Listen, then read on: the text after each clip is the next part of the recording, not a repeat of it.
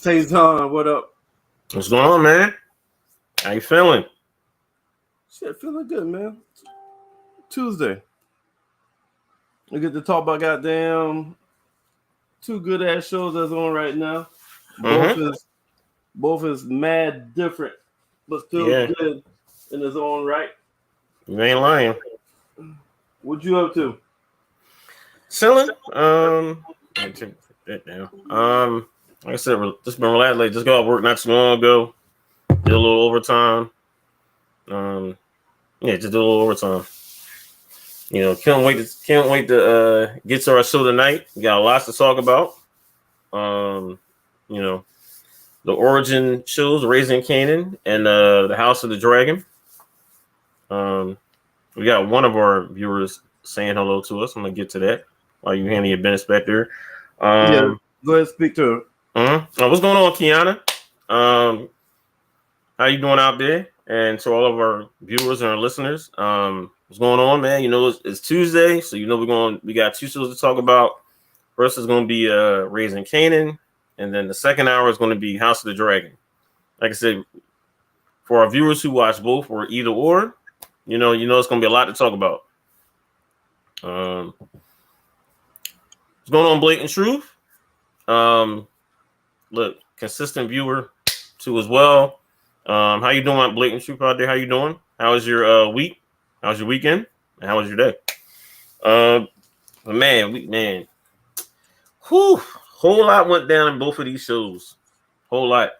And I'm gonna get a little thing with the House of the Dragon that for 2 episodes, right? The first episode drew 10 million viewers. The second episode of House of the Dragon drew 10.2. That is hard for any show. If this show keeps it up like how it is, you're averaging 10 million viewers each episode. I don't know. I think people out there in TV land doesn't understand how hard that is. I know they're going off of the best of Game of Thrones, but still, you're talking about 10 episodes. You can actually literally have, if they keep this up, 100 million viewers for 10 episodes. Ridiculous. And that's just live watching. That's not even the playback with HBO Max or anything. That's pretty special. Raising Kanan has got a lot of people talking too, especially how this episode started and ended. So this is a nice little thing, but man, well, this is, I mean, for our viewers, we're gonna have like different questions and thing we'll have you like to hear your, we always say that we always like to hear your responses in regards to our questions. So please leave a comment. And like I said, look, we like to talk about our viewers' comments as well. All right, let's go and get started, man. We're gonna jump on Raising Kanan. Okay. Sleeping dogs lie. Sleeping dogs lie.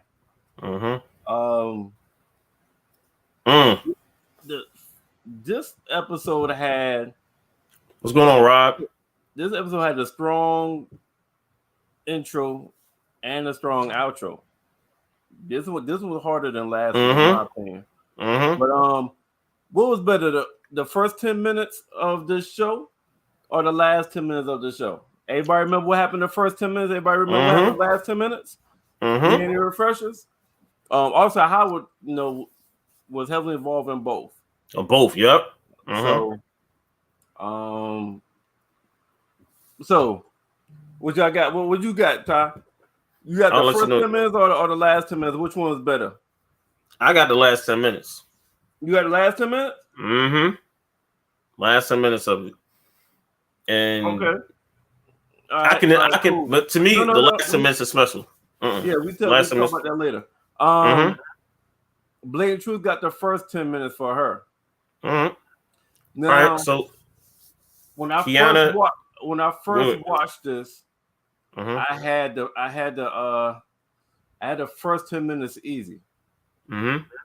But my second watch, I see you, Rob. I see you, Kiana. I think I may have switched up for the last. I think after a second watch, I think I switched up to the last 10 minutes. All right. I think I switched up to the last 10 minutes. Blatant Truth said first 10 for her. I'm talking to Ken at the end. Mm-hmm. So that might sway her opinion a little bit now. Going to 10. Switching up. Mm-hmm. Rob said both were good. The last 10 was better because it's up next episode. Oh, not only the next episode, probably for the foreseeable future. Oh, the first for me, the first 10 minutes. Okay, Kiana. Said the first 10 for me. Blake, right. What you gonna do now? You said the first 10, but the first 10 and the last 10. With the next comment we said you forgot about him talking to Kanan at the end. So what you got? Mm-hmm. You got the first 10, you got the last 10. We want to hear you. Let us know. Please do. So y'all know how the format is. We start off asking which one we thought was better, first 10, last 10. We'll get the why later. All right. Oh, Blake True switch up. Blake True switch up the last 10. Her ass probably went and watched that shit real quick while I was talking. All right. So Ty, what's your favorite quote? Favorite quote? Hold on, let me get to that because I got my little notes here for this one. Favorite quote of the episode.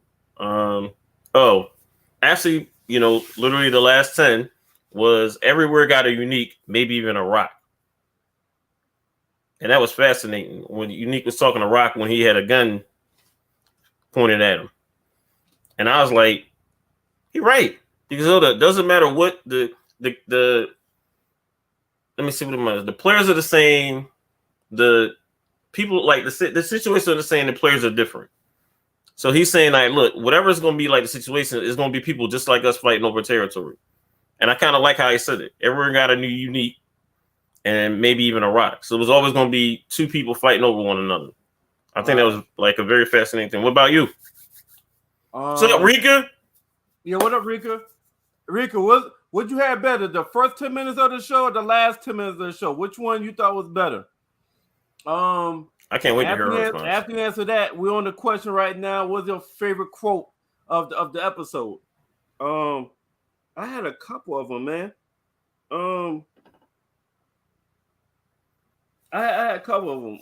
So my first one was Lou. He said, "Why would I hate on you for being generous when you give me so many reasons to hate on you?" I like that one because Macho Hector. Yeah. Like he really be doing some shit, and he act like he got way. Yeah, he got way more juice than what he do. Yep, he had to borrow the money. He had to ask for favors, and you had to get bailed out. So, you're not the boss anymore. Nope. That's how shit goes. Oh, we got Rika's response coming up right here. Rika got the last 10 minutes being better. Okay. All right. Yeah, a funny quote by Famous. He said, "I'm not trying to be insensitive or nothing, but can we focus on the that's alive without a place to stay?" Yeah. I think Famous might be better as cameos. Like, just give them some small glances each episode, which we're doing now here, and I think he's better that way. I think I like him better on the cameos and shit. That was funny as hell, and he was straight serious as shit with that statement too. To Kanan, straight serious with it. He's like, "Look, man, look. All right, that's messed up. What happened with the bull, but here in person, like we gonna worry about me right now." So, yeah, that's favorite quote. And then I got one more. I had three of them that I had like. It was by Rock when she was talking with Aurel, when she was asking, "Have you found Neat?" And it was like, "Yo, you need to move like your life depends on finding that nigga." Because it does. Because it does. Yo. And the look she gave him when she said that. Rock looks is starting to become legendary. Like, Motherfucker, the way she be looking at motherfucker, I don't know if she be practicing that shit before the set or because them demeanors, her facial expressions, like, hold up. Even when she was talking with Crown Camacho, right? When she's about to get ready to leave, and Crown was like, "Yo, you ain't gonna tell Lou about this, right?"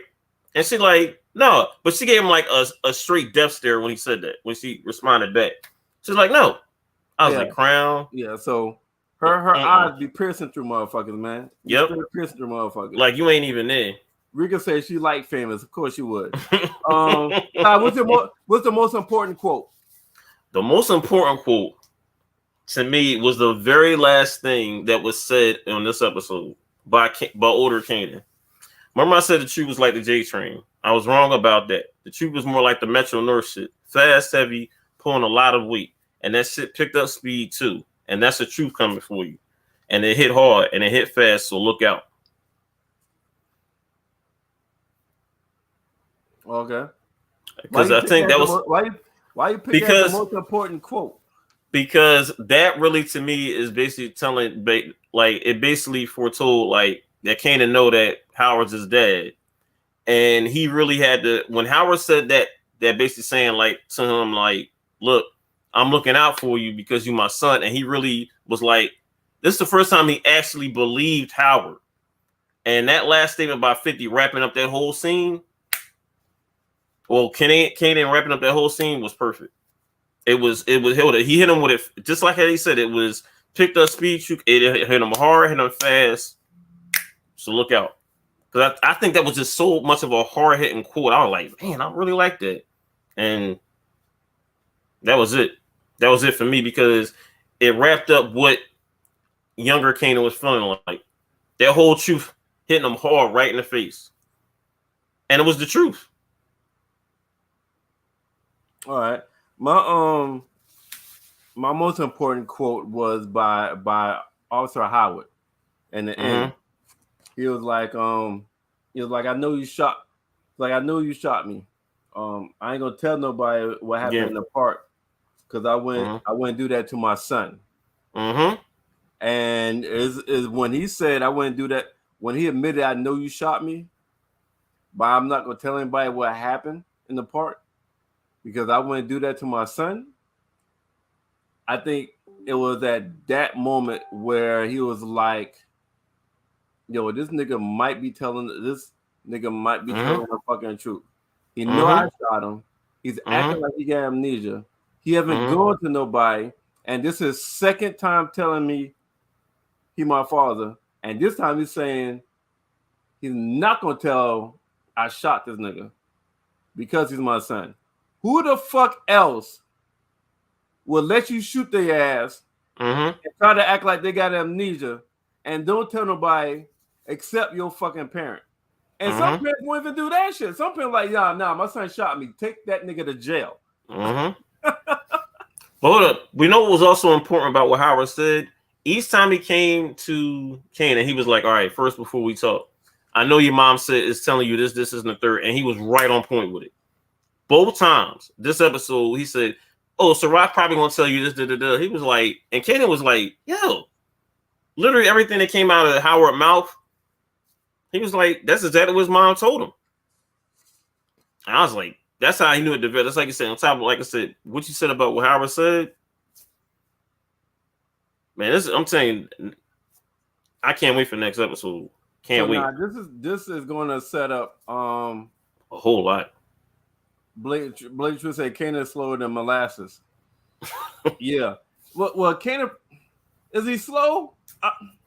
I think this is an episode that the nigga your mom that you grew up with, that protect you and raise you all your goddamn life, is telling you that Howard is crazy. That nigga is loony. And he's a cop. And you believe one person be your dad all your goddamn life, and all of a sudden he's trying to tell you, I'm your dad. I mean, you're not gonna believe that shit right away, yo. If that's what blatant truth and that what Rika is talking about, you're not gonna believe that shit right away. Now, if you talking about shit that's in the streets, yeah, shit that's the street shit, he green as fuck. He's very fucking green when it comes to the street shit. If that's what y'all talking about. Okay. Blade Truth says is more than just that. So all right, if it's more than just that, yeah, I could agree with y'all.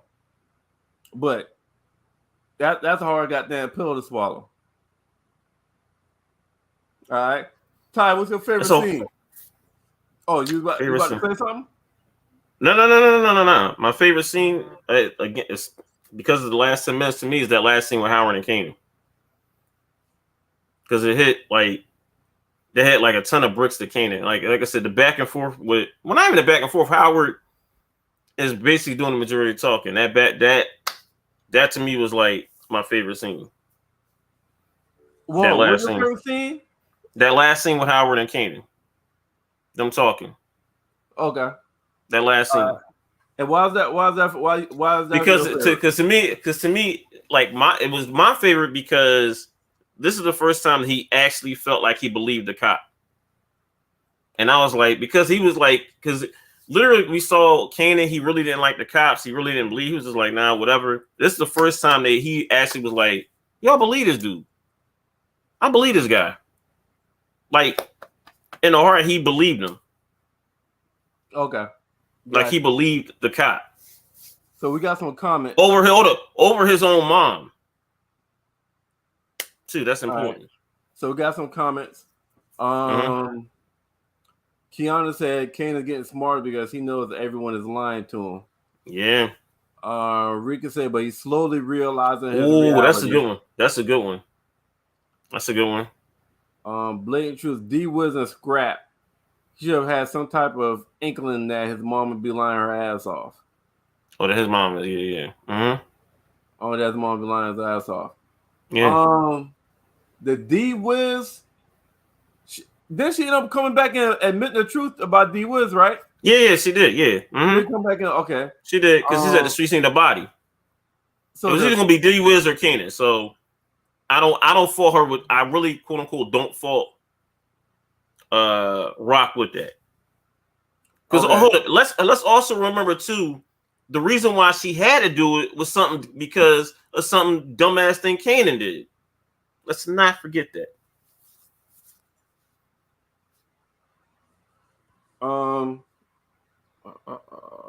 Blatant Truth said no.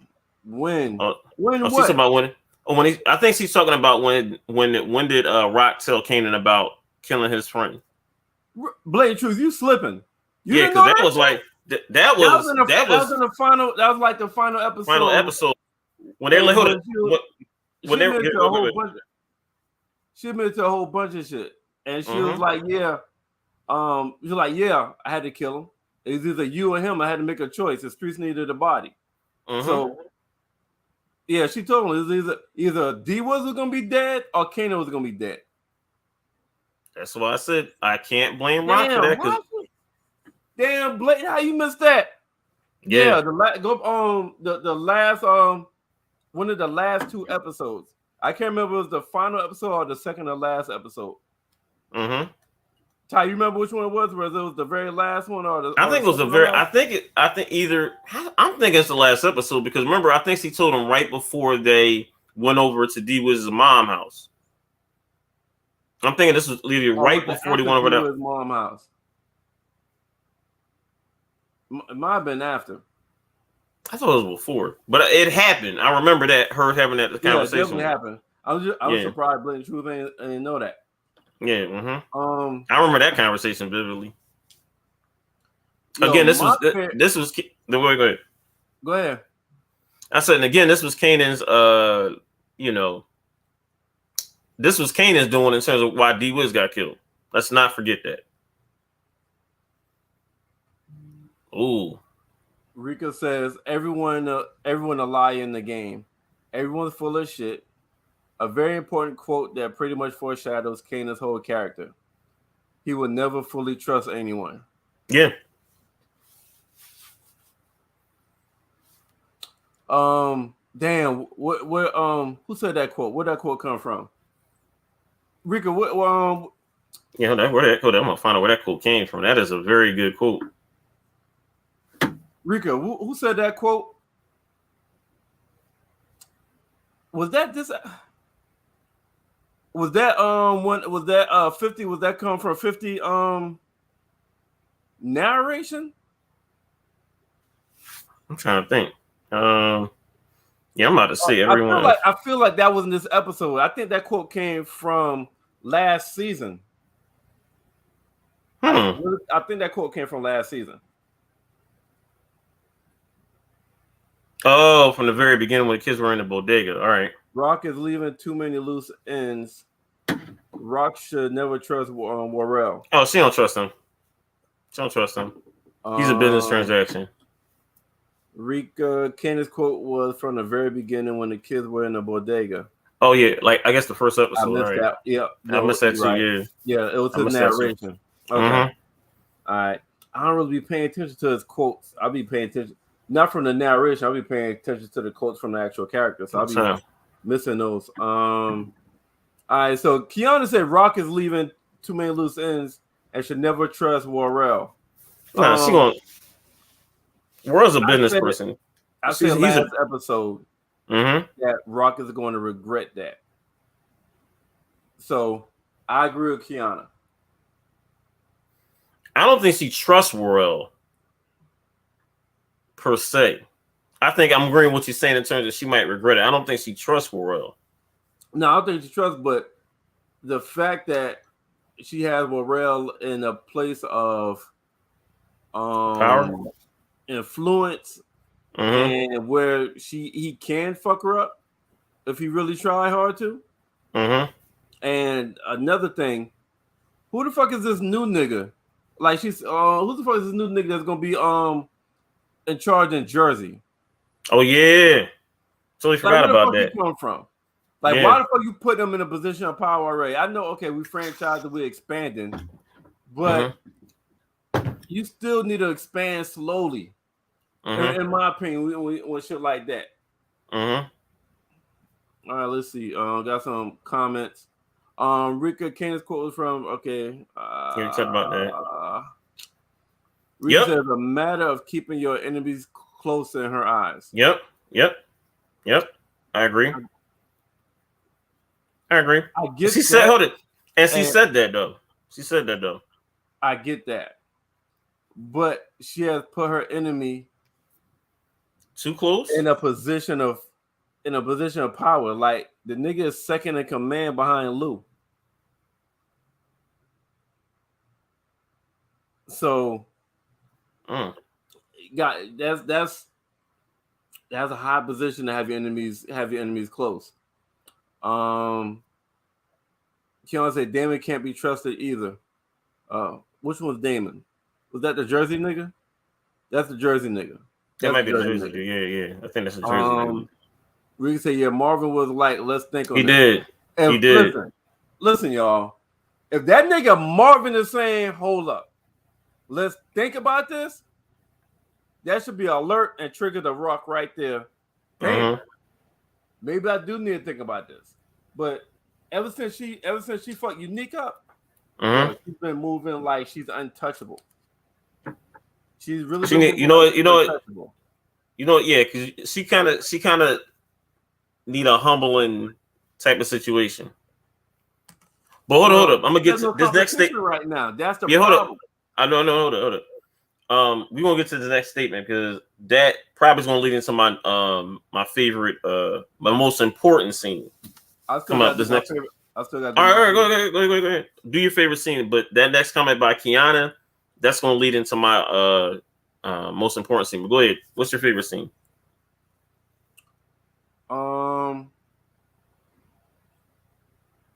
Shit, I was making a damn point. Oh, my bad. You talking about Marvin. Marvin was up there telling Rock about not going to Jersey. He was like, Marvin of all people is telling Rock to chill. Oh, yeah. What I was saying, ever since she defeated Unique, she's been moving like she's untouchable. And because she don't have no competition. So now that she has no competition, she's moving too freely, too like when Unique was there, she moved with a lot more strategy and caution. Now, granted, she has she has the projects and everybody's in the projects away from the cops, but her decisions, I feel like she made more thought-provoking decisions when Unique has some say in the streets, has some power. Okay. And like now that it's just her, she's making quick decisions without thinking it all the way through. Yeah. Or without talking with her counsel. Yeah. Normally she talks with Lou and Marvin and gets some feedback from either both of them or she gets feedback from Lou. And she considers that shit and they collabo. Like she's the ultimate decision maker in season one, but she had a lot more collaboration on decision making between her brothers. Now just like, yo, I'm making a decision, I'm calling shots. Fuck you question me for you getting money. So I think she need a competition to keep her on her cue. And that's leading me to my favorite scene. So my favorite scene is Rock and Neek. That's my most important. So that leads to Neek and Rock conversating. I always love all their scenes. Like Neek and Rock, all their scenes to me are just fucking dope. And their interactions, and it's real. Like they really seem like they really don't like each other, but they respect one another. Yep. And when when Nick was like, I had to get your attention, and Rock was just like, you ever heard of picking up a telephone, nigga? And the nigga like, I gotta make you work for it, baby. Like, yo, every time they get together, man, to me it's magic. Every time Neek versus Rock scene comes up, it's really like fucking magic to me. Yep. So that's my favorite scene. All right, you can get to the comments, but this one I'm gonna say about that because that's my most important scene because it also leads to something he said, and I don't think people caught it right. And he also, if people go back, look at Rock's reaction when he says it. He said, about him getting out the game. He said, "I want my jersey up in the Raptors." Right. Now remember when Rock looked at his face when he said that, right?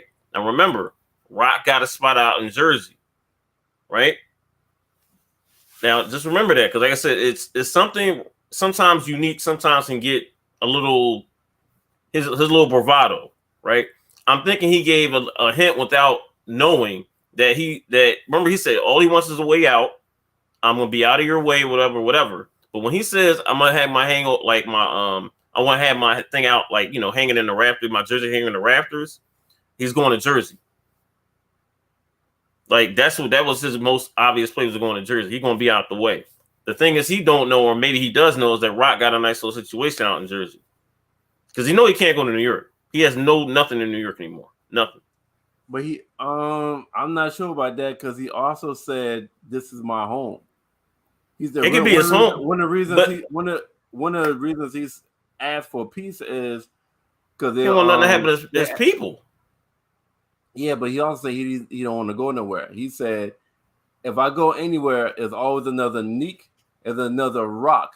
This is my home right here. So the reason why I did this is because I want to be able to stay in my fucking home, my neighborhood, and have peace. Okay.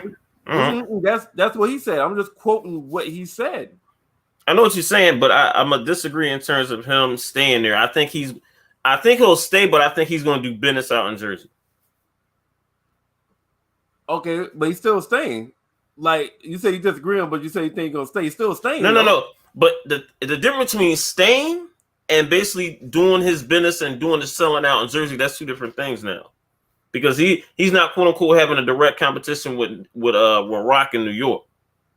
But Jersey, that's going to be a different story now because now she's trying to set up shop out there. So you think he's going to Jersey because he said my jersey is in the Raptors? Yep, and look at Rock's face when he says that. Look at her face when she says that. When he says that to her, it's very telling. So you don't think he's talking about how to retire Kobe jersey, Michael Jordan jersey, and then put it in the Raptors for a basketball game, and you see all the jerseys and shit. You say I'm retired. One thing I will keep telling you this, Merv.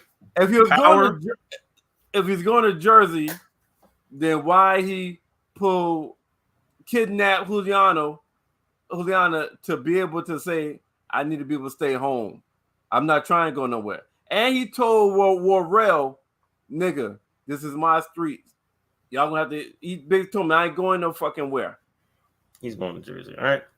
We're going to agree to disagree. We're going to agree to disagree. All right. Mm-hmm.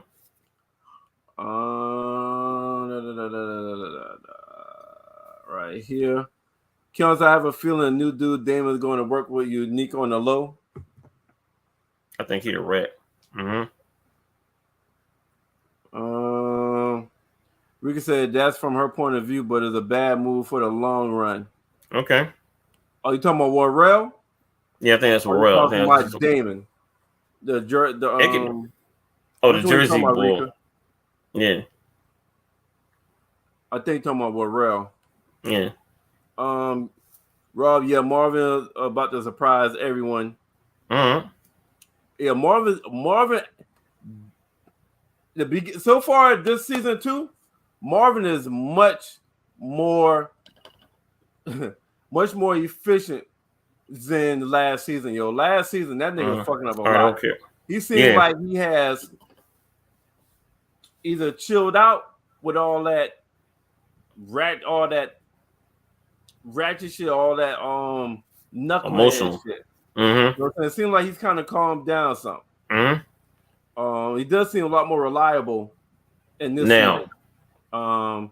She should have been humble when she got robbed. Yeah. I feel like that shit might make it worse. Blatant truth, that would be her downfall. She needs to be brought down a peg or two. She does. She definitely does. She doesn't have any visible competition, but you never get too comfortable, right? That's true. Do y'all see Lulu building an alliance down the line with Unique? Kiana asked, do we see Lulu building an alliance down the line with Unique? Yeah, to come back to that. Shit? That's a good one, Coach. But hold on. She might have a point because when he basically told Unique was like, no, you know what? All right, I don't have a problem with you. Like, that was surprising when Lou was like, no, you go ahead. You can go ahead. I was like, man, look, the boy trying to kill you. And you like, I think the only way Lou goes in business with Unique is if something Rock does, like, really, that's going to really mess up Lou. Like, it's some type of trust issue that's going to happen with Rock, that he really don't trust her decision making and her period. Okay, because I don't see him going with Unique. But I don't see it, but I wouldn't be surprised because both of them, they keep the emotions out of this shit. Both of them keep the emotions out of it. They do, and both of them try to think very rationally, and both of them try to think business first. So it wouldn't surprise me, if that happened. Keon said, I'm feeling like Lulu is getting tired of Rock shit. Oh, he is. He been. Him moving to Jersey. Moving to Jersey, that was obvious. I don't think nigga moving to Jersey. All right. Ricky said, yeah, Warrell. Something about that situation, that question, open and aggressive. Marvin is open and aggressive. So how long before Marvin fucked the counselor? Next episode? Marvin fuck her next episode? Yep. How long? Hey, y'all. How long before Marvin fucked the anger management counselor? I do want to hear everybody's response in regards to that. Marvin said What's I'm the open and latest? attractive. No, she said no, nigga. I said openly aggressive. That's a, I know, right? Hold Uh, on. You saw the little smile she gave him. Rika said, nah, not that soon. All right. When is the latest that he's gonna get with the counselor? And her name is, because I like get her name is Miss Renee. Blatant or True said next episode. It's on Renee and Marv. Marv. They are cute together. True. They are. My most important scene. Hold up. My most important scene is because you already gave yours. Yours was Unique and Rock was your most important scene, right? Mm-hmm. All right, my most important scene was your favorite scene was the end with Howard and Kanan talking and telling him that I know you shot me, but I ain't gonna tell nobody because I wouldn't do that to my son. Mm-hmm. I think Kanan is the one person that can really fuck Rock up. And if Kanan start doubting Rock, I think Kanan is gonna go rogue. The more Kanan finds out that Rock is manipulating him or lying, then that nigga's gonna go rogue. So that's why that's my most important scene. All right. Let's see. Crown gonna give Rock a piece of his label to get rid of Lulu, and that's gonna piss him off, and he will turn on his sister. Okay. Blend True says they're gonna fuck no later than episode 6. What episode we on right now? We're on episode 3. So that she's saying the next 3 episodes. Okay. Yeah, that's about right. Yeah, it ain't gonna be nothing later than that. I think it's gonna be next episode, but that's just me. Well, Rika agree with you. You and Rika be on the same shit tonight. Yeah. No. Not, she said not that soon. She don't think it's gonna be next episode. Blatant Truth. Blatant Truth think it's gonna be the next episode. Oh, she said next episode, but no later than episode 6. Okay, you and Blatant Truth. Okay. So all right, so let me ask you this: what was the climax of this episode? What was the peak of this episode? What's the climax of this episode right here? Rock giving Unique a pass. That was the climax? For me. Because I thought, hold on, I'm going to tell you off the bat. I thought Unique was dead.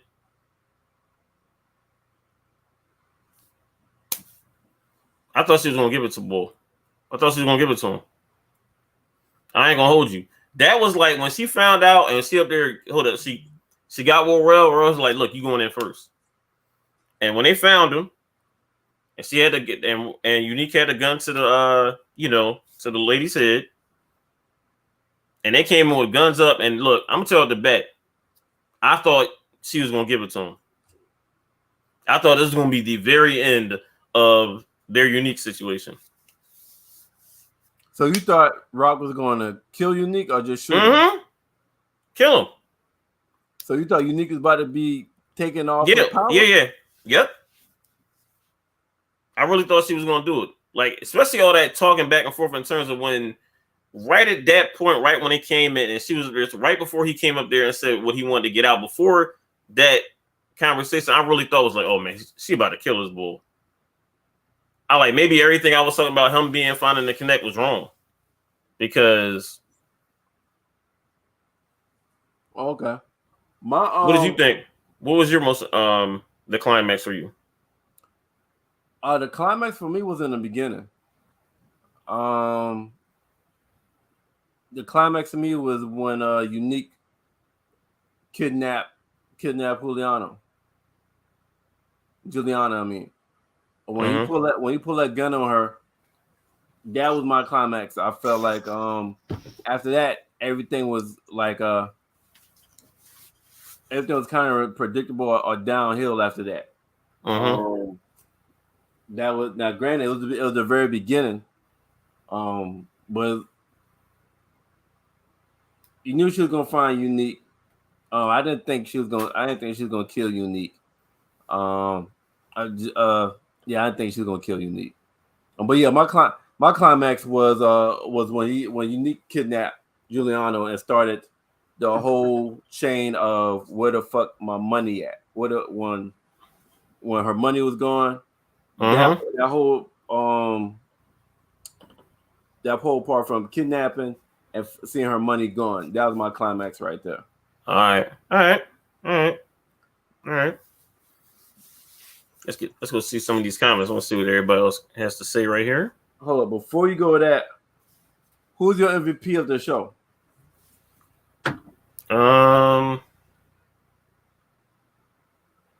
Give it to Rock. I gave it to Rock. Okay, why you give Rock? I gave it to her because, especially like, first of all, when she like, first her being determined to find out who took the money, then realizing who is the one that basically stole her money, then basically giving Worrell the look, was like, yo, you better find out who did this. I know it's your boy. You better find him. Then basically went up there, got him, and then hold up. I'm gonna go back to what you're saying. This is the first time that she listened to her subordinates and said, all right, you know what? You're all right. I'm gonna give Unique this pass. Okay. My MVP is Unique. Because again, all right, I can see that way. Because again, even though he wasn't in every scene, he set the tone of this episode. He did. And the best scene, my favorite scene in this episode was him in it. And he was the one that got Rock off her fucking game. That was like, yo, he said, yo, as you can see, I can still touch you. You know what I'm saying? He reminded Rock, yo, before you get on this fucking pedestal, yep. No, I can still touch you. Even though my name don't hold weight in these streets, niggas ain't fucking me right now. But me being a nigga I can still touch you. So he kidnapped her stash trustee, took all the fucking money, just so he can have a conversation with Rock. That is wild. Just so you have a conversation with Rock. So my MVP was Unique. I can see that. All right, let's get to these comments. We can say Kanan dumbass still stealing drugs and the crackheads are throwing away the cassette cases all over the place. You know what? That was dumb on his part. Shit. Hold on, we still getting elementary school street smart Kanan right now. We're still getting that. Keon said, "Why do Rock got a stash house with no lookout or protection? Juliana is tired of her. She will work for Unique." So Keon, you got everybody working with Unique? No, I don't think for Unique. Okay. That counselor isn't an easy lay. Oh. Okay, Rika. Everybody don't have your willpower. I think she's easy. Kiana, Rock not taking Unique out, that would backfire on her. Well, like Lulu said, if they shot Unique, everybody would know. Rika said Unique is strategic. He definitely has a plan. Oh, he is. Kiana said my MVP is Unique. He playing chess with Rock. They always back and forth. Unique, he basically disrupted Rock's whole operation for a few days. He did. Yep. He did. Blake Drew's got Marvin for utilizing his anger management classes. You know what? With the nigga in the wheelchair, Blatant Truth. You know what? That nigga said you need to step or roll the fuck off or whatever the fuck you do. And nigga talking mad shit to the but shit, the guy in the wheelchair was talking shit too though. Hold it. The guy in the wheelchair gonna get it at sometime this season. He was talking real spicy, a little bit too much. Break yourself. Lord, I meant stealing. We know you meant stealing. Yeah, we know. Yeah, we know. Of course, you tired. Marvin was the comic relief as usual. Marvin, man, he one of the best supporting characters like in recent history in terms of comic relief in a lot of shows, especially a serious show like this.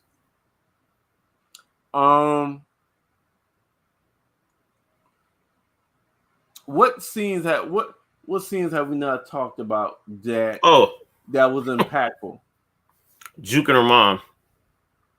Yes. So did her mom recognize her? Y'all think her mom recognized her? But so here's my thing, right? How would her mom recognize her? Only because I'm asking, based off the storyline, her mom haven't seen her since she was little. Hold on. I'm thinking that's what's hold up again. I think this is what Jukebox has been told. That her mom hasn't been. I think we're gonna find out. Hold up, remember about Truth, right? I think Jukebox is gonna find out there's a reason why she's with her dad. I think the family's been lying to Juke. Preferably her uncles and her and Rock and all them and her dad. I think they've been lying to her about something because you saw her mom, LaToya Luckett, look at her she was like, I know that's my daughter. I know it.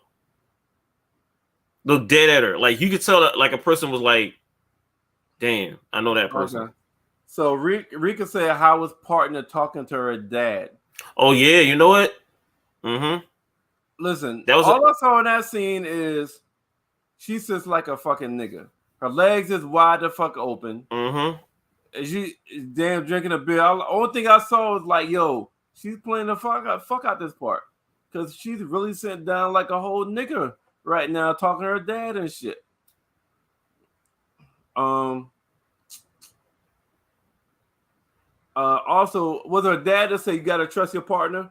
Yeah. Y'all ain't gonna make it. So it's almost like her dad is like, yo, stop looking for Yeah, stop look. Yeah, basically saying stop the bullshit.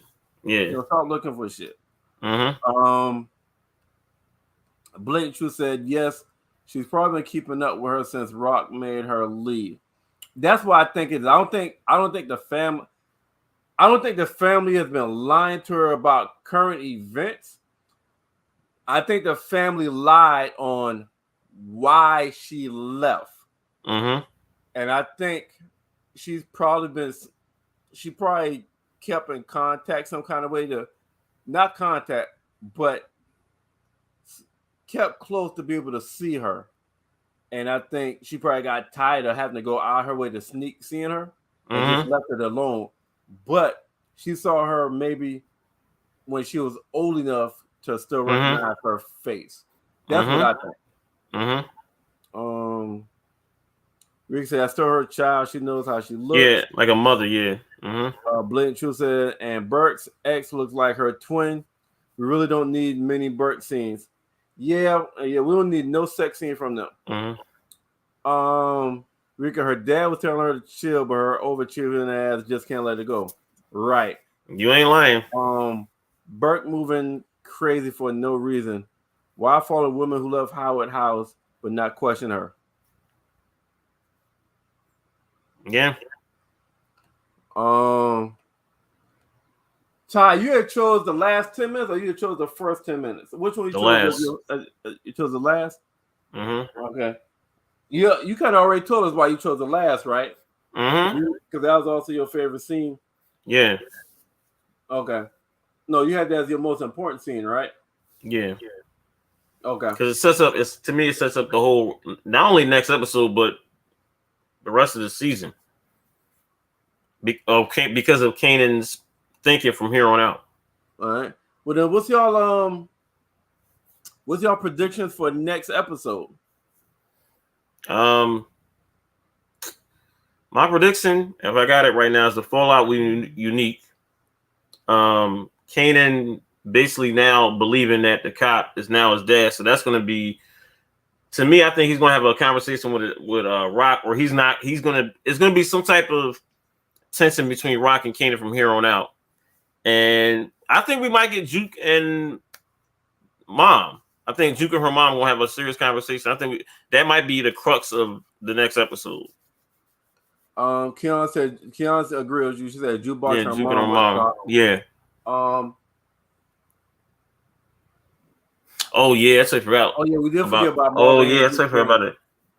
Um, First time you saw, like the second time, second or third time you saw Marvin crying. He cried during that scene. Mm-hmm. He was trying to fight back them tears because he was like, "Man, Lou, I fucked up." But did it come out? I'm thinking a tear came out because I think he brushed. Maybe I'm imagining it, but I could have sworn he wiped his face. Was like, "Lou, I fucked up, man." Like I don't remember seeing it. I don't remember seeing a tear come. I mean, I'm not saying you're wrong. I just remember seeing it. Yeah. I'll have to go back and look. So what y'all think about Macho Man Hector saying? Oh, Crown Camacho, yeah. Mm-hmm. Saying, Juke, your voice is beautiful. That shit's strong. When I got my eyes closed, I love it. But then when I open my eyes, you look like a member of New Edition, and we need you to look like a bitch that niggas want to fuck with. What y'all think about that? Y'all agree with that? Y'all think? I mean, Lou said he's not lying. He's kind of right. Also, we know Neek got to make money. If Neek is claiming to be out the game, how's Neek going to make money? What's your prediction of how Neek is going to make money? Also, drop that in here as well. And Ty, you could go ahead and answer any of them. Forget about Mark. All right, I got it. Oh man, hold up. Sorry about that. Oh yeah, I totally forgot about, man. We did. Yeah, there was Damon killed for stealing. Yeah. Ricky said, yeah, he definitely dropped some tears. See? All right, I missed that. He didn't lie. I was hollering about jukebox. Needed to look. So y'all want me to look like Hoochie? Nah, hell yeah. But hold up, he was not lying. And here's the wild part about Crown Camacho Heavy, right? The last two. We got 7 minutes left, so keep that in mind as you talk. All right, basically I'm just saying Crown Camacho was right talking to Lou about the music business, both episodes, in my opinion. The last episode about the single bullshit, and also him telling Lou about Juke was like, look, she can sing, but in the 90s, how she was dressed, that wasn't gonna work. That wasn't gonna work in the 90s. Now she can do that. In the 90s, that wasn't gonna work. That wasn't even gonna be happening at all. Keon said, I believe Zisa manager Carter would try and work with Rock somewhere. Oh, no, I agree. He's trying to fuck Rock. That's what I got from that. That nigga trying to fuck Rock. He might be, he wouldn't mind working on the side, but to me, his main goal when he saw Rock, he was trying to fuck. And you saw Rock just totally ignore that nigga. Shit. She ignored that nigga. Rick says the music industry. He tagged somebody. Well, maybe half a tear. Yeah, I ain't see no tear, y'all. Like I said, I ain't saying y'all wrong. I just didn't see it. Yeah, I was gonna say at that time, misogyny in the industry was at an all-time high. Okay. Oh yeah, you're right. He's trying to smash. He was quoting Shakespeare and shit. Exactly. That nigga trying to smash. Yeah.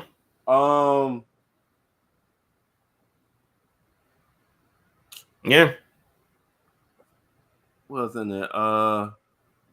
Other scenes. I think we covered all the scenes now. Yeah, I'm trying to think. We got to cover all the scenes. Got the predictions. The wheelchair, Birdsack, famous. Yeah, we covered every scene. Everybody talked about it. Every scene we talked about. Yep. A cop. I haven't asked my question though. What? All right. Got to make money. So how's Nick going to make his money? Ain't nobody answered that yet. Oh, the connect he saved in prison. You think the connect he met in prison is how he's gonna make money? Yep. So when the fuck he gonna get out? I think we're gonna find out next episode. Next episode, or the episode after that, I think we're gonna find out. Because whoever that thing is, he's Italian. So, all right. So Blanchard said Lou would kill Crown for going to Rock. oh, easily. I think he'll hold it. Lou will kill Crown just for fucking with his ex. Rika said Kanan once again is bringing attention to the establishment. Oh, hold up. You know what? Hold up. You know what? That's another scene we didn't talk about when he stole that little bit of a stash. Kanan will get somebody killed because they'll be like, yo, we missing money. Yep. He gonna get somebody killed because like, yo, Rock will be like, yo, we missing money. This is not adding up to the project I gave you. Yep. And they be like, yo, we didn't touch it. Rock not gonna believe him, and Rock gonna kill some fucking body. Yep. Kanan's gonna add to Kanan already got about 25 bodies. He already killed like 25 people. He about to add directly and indirectly. Yep. Mm-hmm. Yeah, directly and indirectly. Kanan done killed by 25 niggas. Mm-hmm. How much money did Rock give him? Give who? Give who? He didn't get. I don't remember Rock giving anybody money. Yeah, I don't know what she's talking about. Rika, can you talk about what are you talking about with the money? Yeah, I'll skip somebody. Nick will still be in the game. He playing Rock for a sucker. I think he is too, but I think it's gonna be out in Jersey though. That's his get back. That's his get back in the game money. What did she give him? Oh, wait. She did. You know what? That scene she did, she was like, I'm gonna need something. It was some money that he said that he was gonna need from Rock before he left. I totally forgot about that. Yeah, she did say that. He did say that like in that negotiation.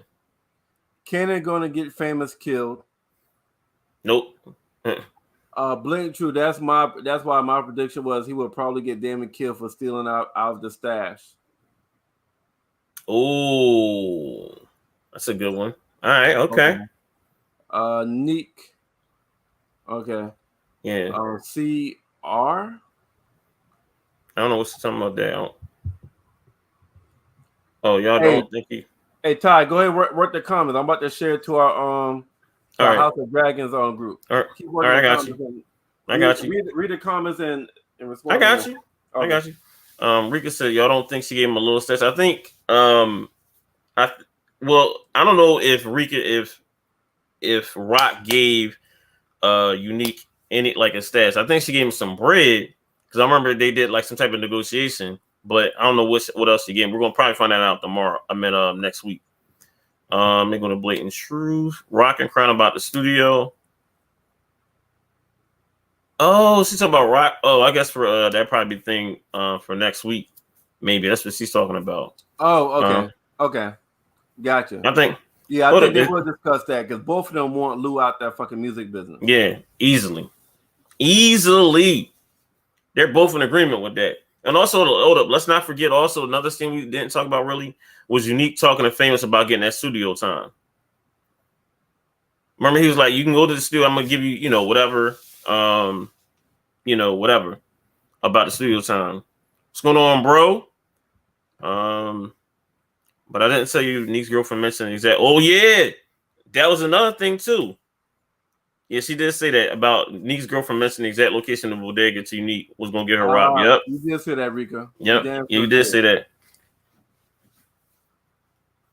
Because I kept saying like she didn't tell the detail, but then when she said like now I'm thinking about it. Here's the crazy part: is Unique's girlfriend gonna stay? Man, I don't know if she's gonna stay in New York though, but we'll find out. That's gonna be interesting. I think that's gonna be fascinating if Unique does set up shop in Jersey, and it's gonna be. And remember, she's trying to get set up in Jersey too. So next week gonna be something. Yeah, Unique. Hold up, I'm gonna get right to Rika's comment. Yes, he is. Unique is strategic as hell. He's always thinking 2 steps ahead because just like Rock had to be pegged down a little bit. That's what just happened to Unique last season. He got pegged right now because he thought he was on top of the world, and then that's what happened.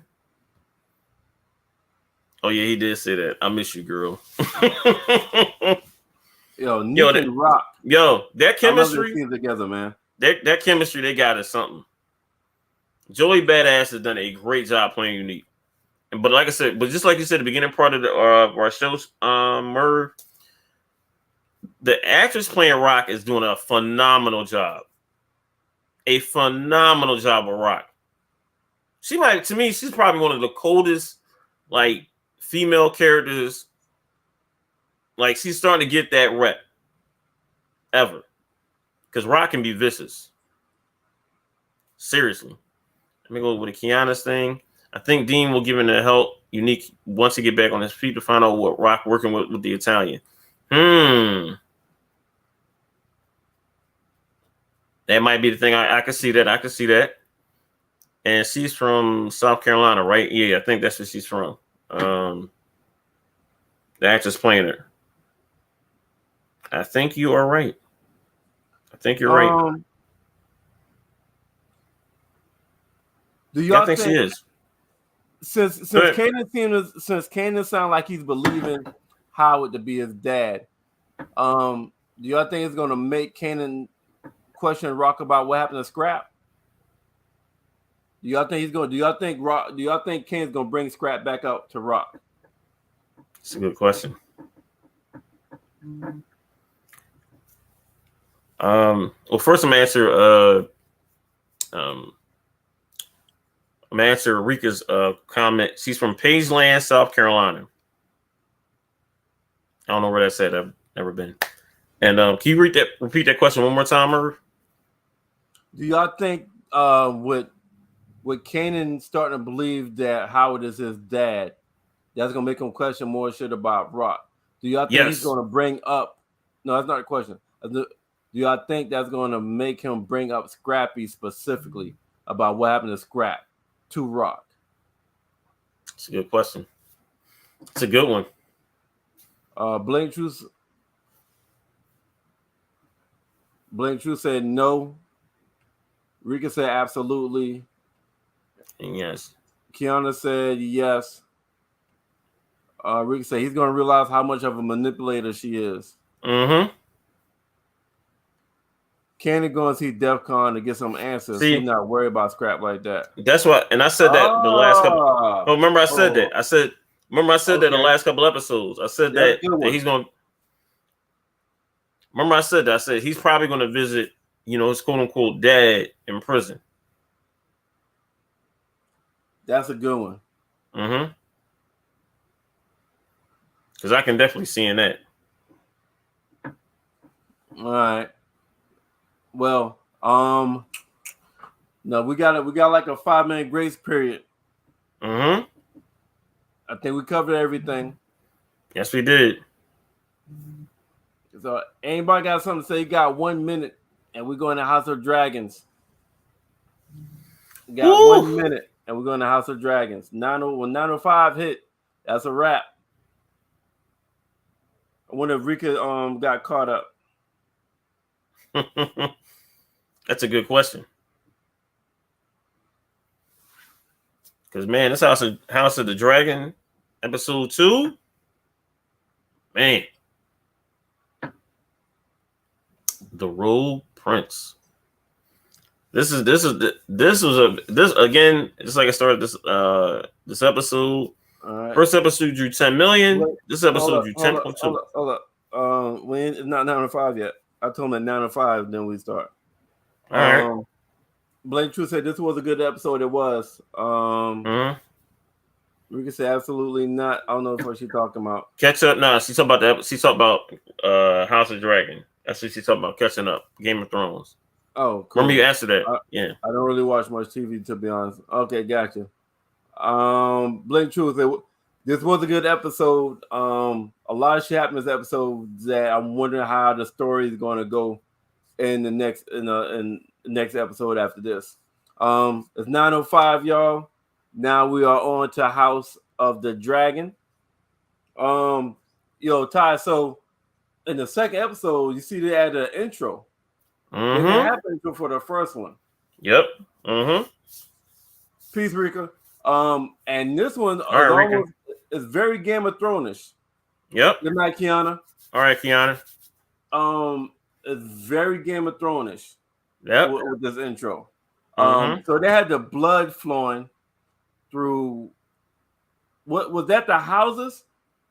Were you able to kind of figure out what that was in the intro with the? That was sort of like through the houses, and also I think it also had something to do with that sort of like that architecture the king had later on in the episode. That's in the king's room, right? Yeah, okay.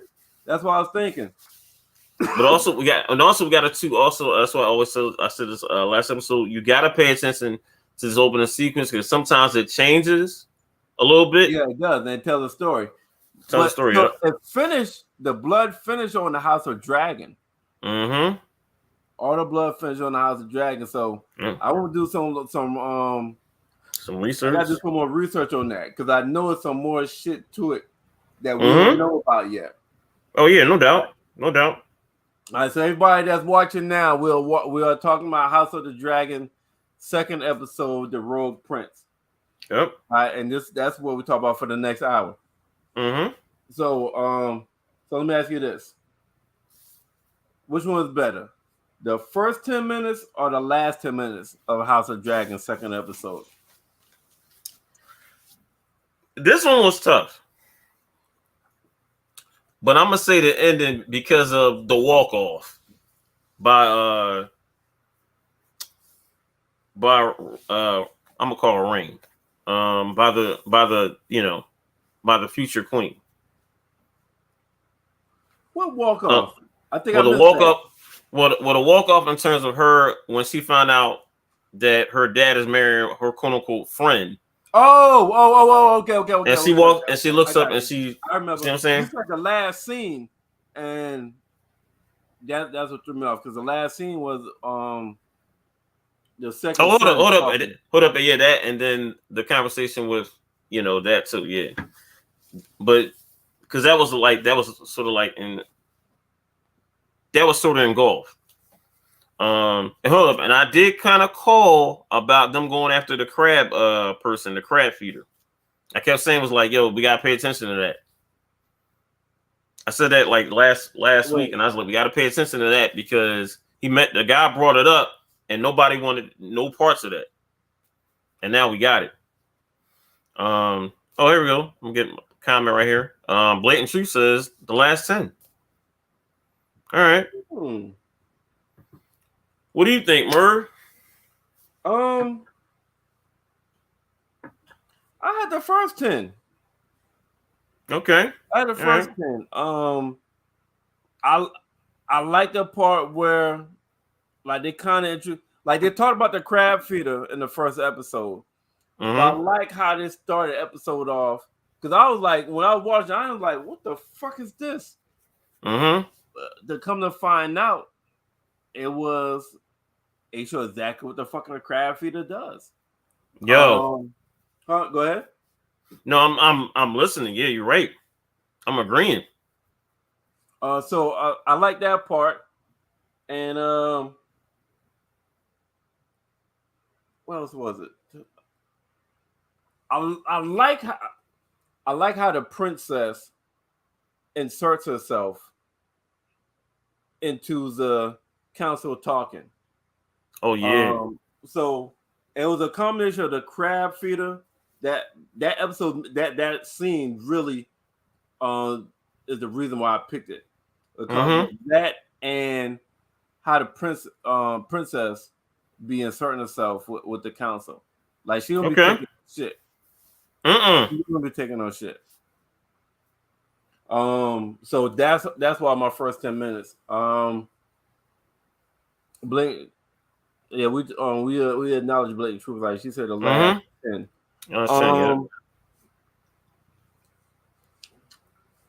So what was your favorite quote? Favorite quote was, "You're a good man with a good heart. It's hard for a good man to be king." Who the fuck said that? That, if I'm mistaken, that was Otto. Well, not Otto. Who was that? Hold up. I gotta remember that scene because when I heard it, I was like, "Oh, this is a good one." Hold on, I gotta look that up because that was such a great quote. I was like, man, this is a great quote. You wrote a quote down. Don't remember who the hell? No, but I'm trying to think. I'm trying to think the scene. Who said it?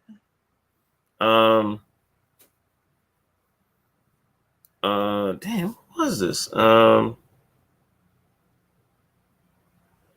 what was it?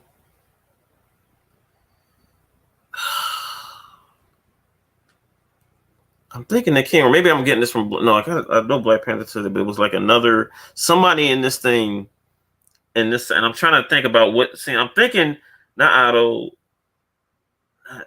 somebody in the King's Court said that to the king. I'm thinking I keep forgetting. And I was like, oh, that's a good one.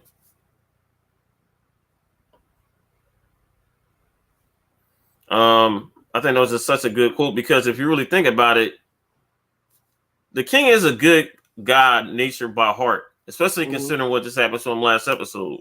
But as we know in the House of the Dragon and the Game of Thrones lore, you got to have a little bit of ruthlessness in you. Okay, you got to have that. Well, what's yours? I got two of them.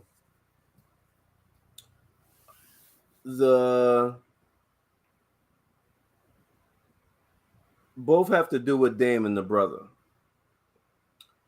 The first one was when he said, "I will speak of my brother as I wish. You will not." Is when he told Lord Corlys. And that was so good. And that shit holds so true to this day. Because people really feel like, well, if you can say it, I can say it. Yep. And that's bullshit. Mm-hmm. And that's bullshit. You know what I'm saying? If I'm gonna tell my mom or my dad or a close member of my family, I'm venting about them, I can say that shit. You can't talk shit about my goddamn mom or my dad or my family or even certain friends. You're like, hold up, partner. Blake should say a seat at the king's table does not make you his equal. Whoo! That was a bar. Yeah. That was a bar. Mm-hmm. Now my ultimate favorite quote is this right here. Said, "I'm right here, uncle. I'm the object of your ire. Is me why you lost your heir. If you want to resume heir, then kill me. Do it and be done with this bother." That's what the princess told her uncle. Mm-hmm. Man, nigga, that could possibly be most important, but I don't think it holds a lot. I don't think it affects a lot of other shit. As much as the quote I'm going to say. But she's 12. She's 12, right? She's 14. I think she's 14. I think maybe 14. She's 14. But man, she is way ahead of her years. Yep. She's way ahead. Blatant truth. That's how siblings are. Damon can't talk about them, but you can't call us exactly. Yep. Exactly. Yep. Blatant truth. She knew he would not kill her. Yep. For a second, but then she was like, "All right, he ain't doing that." Blatant truth said, "I think she's 16." Okay. All right. Okay. All right. So yeah, that was my favorite quote. But she's smart though. Seeing her standing up to her brother and saying that shit, which she stood up to a lot of motherfuckers in this episode, right? Yo, we're gonna get to her later. Yeah. What's your most important quote? Oh, the most important quote is this: Otto to Damon. To choose volunteer is to declare war on your king. And Damon with the quote, the one word quote, wonderful. This is basically like, I don't give a fuck. Like, he didn't care about doing a war, didn't even care a world that he was even in. He's like, yeah, what you gonna do? Like, he knew that to me was so important because I think the hand kind of thought that Damon was going to quote unquote bend the knee or whatever the case may be, and Damon was just cocky with it. He was just like, "What? You brought all your soldiers here?" You know why? You know why he was cocky about it? Oh, he had that dragon. He knew that, huh? He had that dragon too. Oh, no, I'm not talking about the dragon. Mm-hmm. He knew if they started if a war broke out right then, he would be able to kill Otto. Oh, easily. No, I'm saying that made him smile. Yep. That even if he dies, he'd be able to take Otto with him. Yep. That motherfucker don't like Otto at all, and he has good reason not to like Otto at all. I think the king will realize that later on that he was right. Hopefully not Otto. Too late. Huh? I said hopefully not too late because, and that's why like Damon said it like really last episode. Like, I've got your best interest at heart. Everybody else said nope, and we saw that in this episode a little bit. But go ahead. So my most that was your most important quote, right? Mm-hmm. All right. So my most important quote was actually Corliss. He said, "To elude a storm, you must sail through it or around it, but never wait for it." Ooh.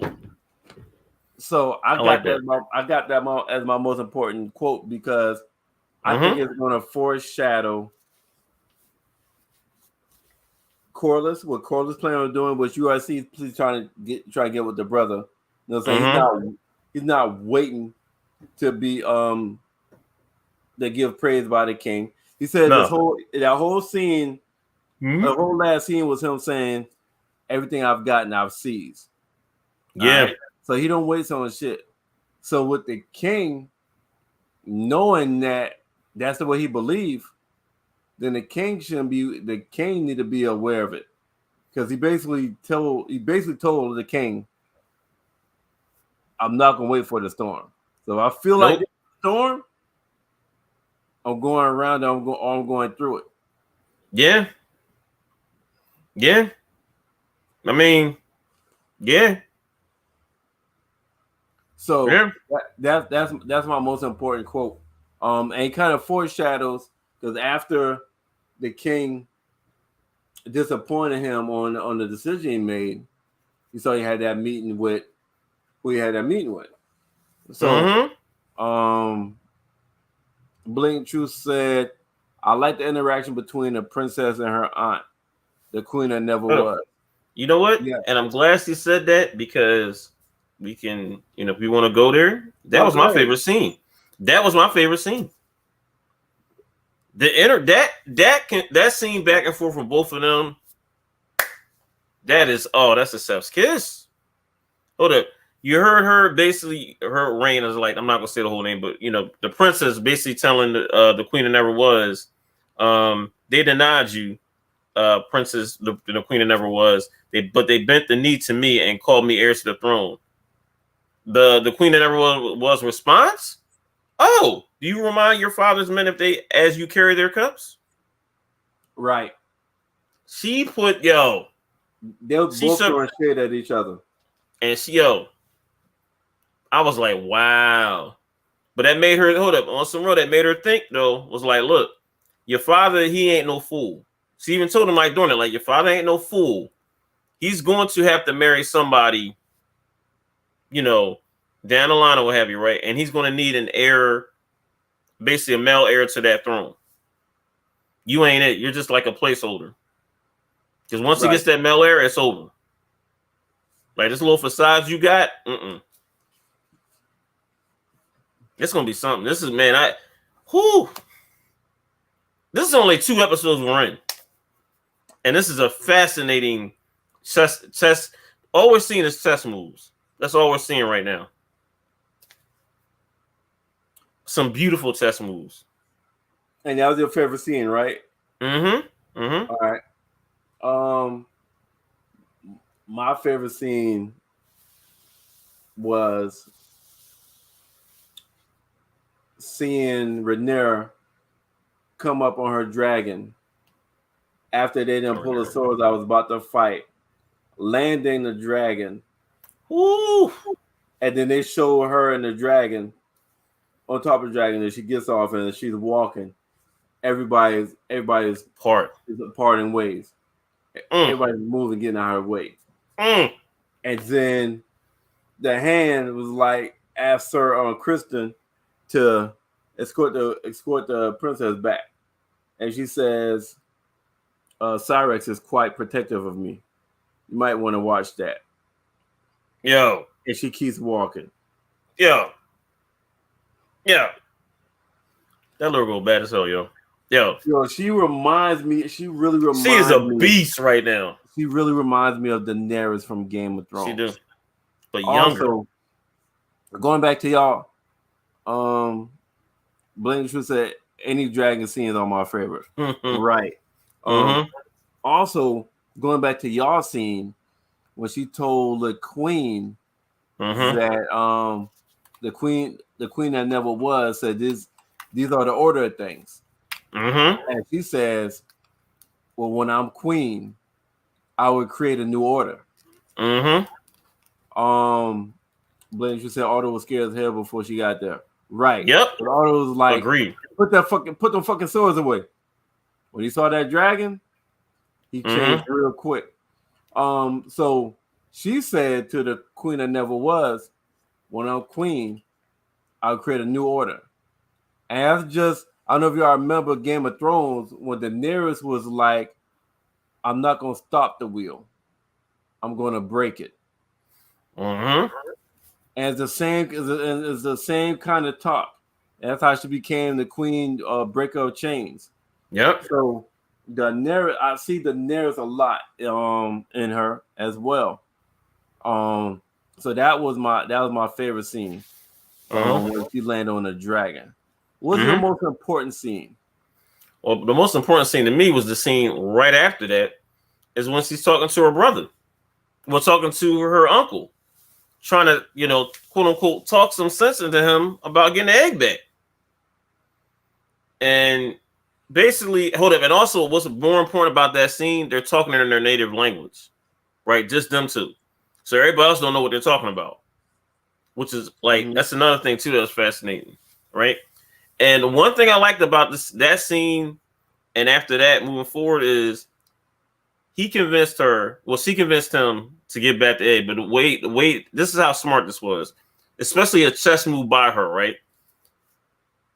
And a chess move by Damon too. He threw the egg to her, right? To her.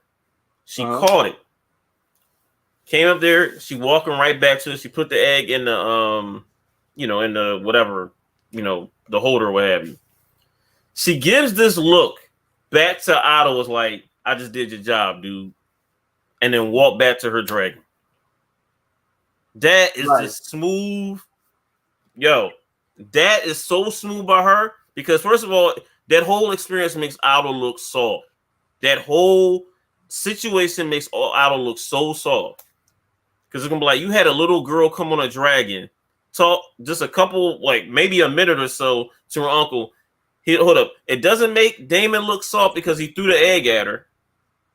She caught it and she walked back with the egg and she got right back on the dragon and left. She did your job. Hold up. And just like she said when she talked to her dad, I did it without starting a war. Without bloodshed. Without bloodshed, yeah. Without bloodshed. Yep. She the shit, yo. Blink True says she reminds me of Arya a little. They got a little both. A little bit of both. Yeah. Arya and what's the name? Yep. She's like a combination of Daenerys and Arya all in one. But hold up, she's a lot smarter at this age than Arya was a little bit. Because Arya was just like head first into a lot of different things at this age a little bit, right? Because Arya was about 16. Definitely. Yeah. But remember, she's been a princess all her life, so. Oh yeah, that's true. Yeah, that makes sense. Blazer said Arya was fearless. Yeah, she was. That was the most important scene, right? My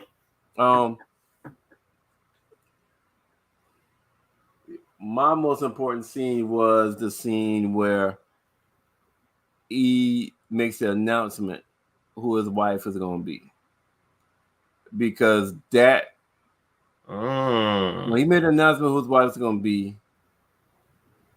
pissed a lot of people off. Corliss walked the fuck out. His daughter walked the fuck out. And you got this old grimy ass nigga Otto playing work. He is the villain. Work. Right? So that's gonna set off when I pick most important scenes, I'm thinking about scenes that can have a massive effect on that episode and going forward. And that scene when he decided, because Corliss says, no, Corliss has the greatest family in the realm. That means even over the king. Yeah. So if they did combine houses, that would be some power, right? And like the dude, he asked the dude for what's your unencumbered advice. He said, marry the daughter and combine the Valyrian houses. Yeah. Better have him as an ally. Yep. Now he has them as an enemy. Hold up. Now you got somebody scheming. Yep. And we can get blatant truths, like last comment bar. That was probably. They said, what's wrong with Lady Lana? The king said, she's 12. She's 12. Yo, that was so hilarious. Like, she's 12. Yo, that was hilarious, yo. Like, she's 12. Did you see how they was walking beside each other though? Like, she's not even like that shit. Yeah, I know back then during those times she was normalized. But even that seemed like a bit much. And then she said, my mom told me I don't have to bed until I'm 14. Yo. So who the king supposed to fuck for the next 2 years? Now, granted, it was okay back then for him to have, bring in prostitutes and shit, but he about to marry somebody he can't fuck for 2 years? Does that make sense? Does that make sense? At least the king had a little bit of morals. Was like 12. I wouldn't go that far. No, hold up. I said, hold on. Decided to marry his daughter best friend. I said a little bit. I didn't say all the way. Because they still some whatever. That man. They didn't have nothing back then. That shit was crazy, man. That's it. Like they how they did stuff back then. I'm like, y'all really doing this? Like, and it's crazy because you got the children getting like brainwashed and being like forced by their parents to do this. Right. She's at 12 and said it would be a great honor. Your grace I'm like, with you, and I will give you plenty of kids. I mean, but the king was like, "Did your father tell you that? Say that?" So and she was like, "Yeah, King picked that up real quick." On that shit, but he's like, "I'm out of here with this." He didn't pick up on the other shit. He didn't. That playing by Otto. Oh hell no! So I was shocked. What's your climax of this episode? The climax, let's see here.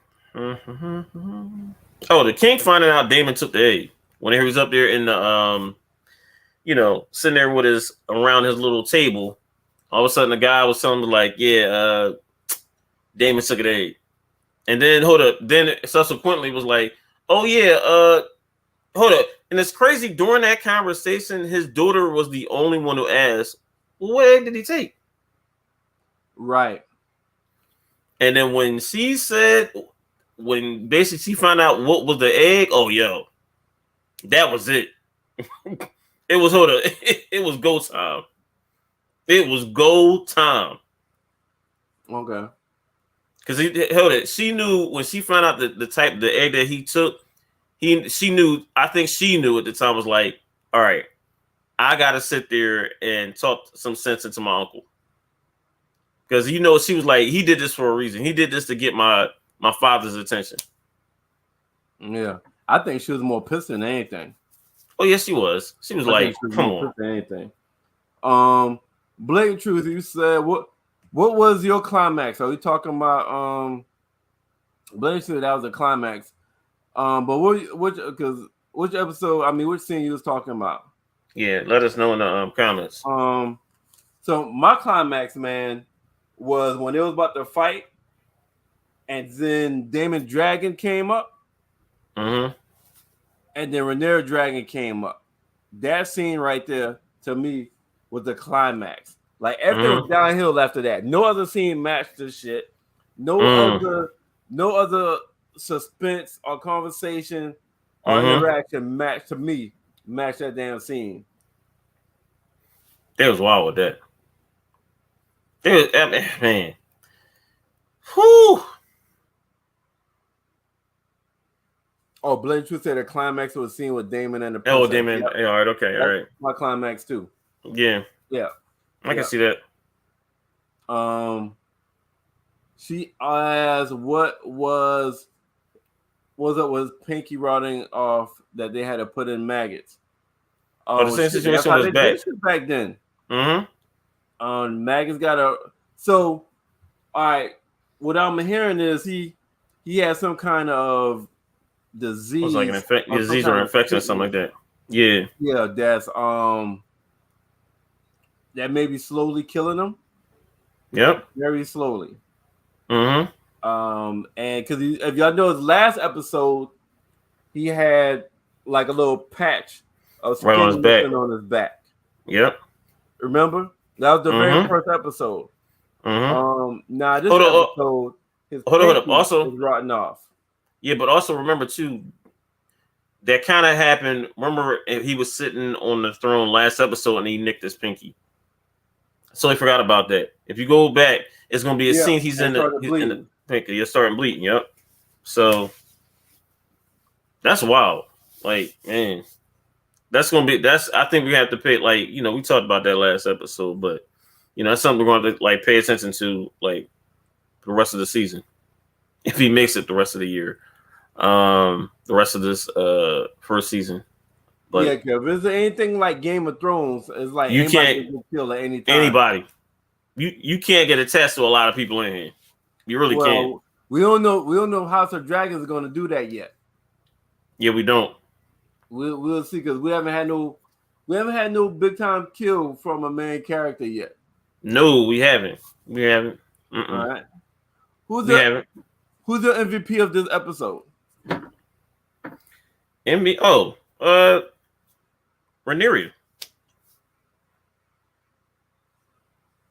The princess. She's definitely, like without a shadow of a doubt, the MVP. Yeah. Rode on the dragon. I can't even think of anybody else that I can even try. Like, let's say I just want to be a dickhead and argue with you right now. I can't even think of nobody else that I could even throw in that category for MVP of this episode. Not even close. No. It's definitely Rhaenyra. She's the truth. Definitely Rhaenyra. She's the truth, man. Definitely MVP of the episode, yo. Definite.